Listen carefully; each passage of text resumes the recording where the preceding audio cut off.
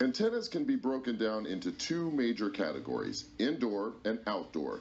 Indoor antennas are generally intended for people who live in the metro area of their city, let's say within 15 to 20 miles from broadcast towers as the crow flies.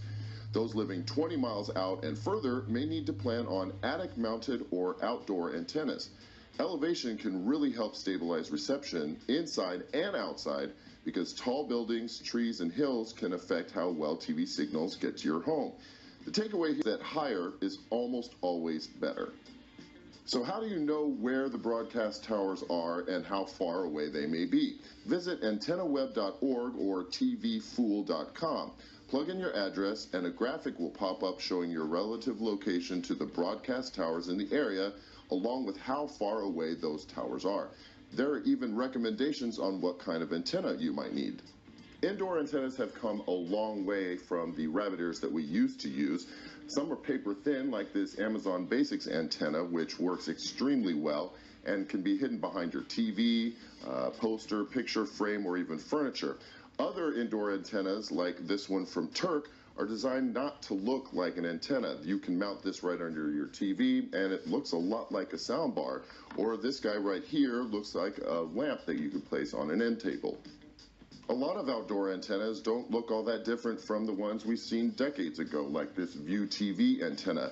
But newer outdoor antennas like this Antop flat panel Smart Pass take on a different form factor and are less obtrusive even when you mount them on the side of your home. When choosing an outdoor antenna, it helps to know whether you need a unidirectional or multi-directional antenna.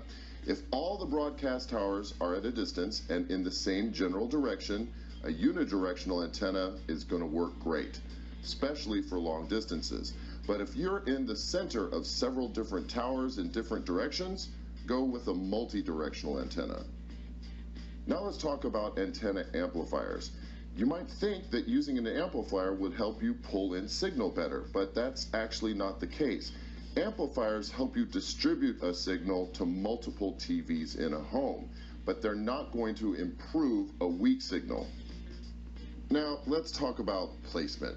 This is a crucial factor for getting good reception, and we're sorry to say there are too many unknown factors to offer any specific suggestions.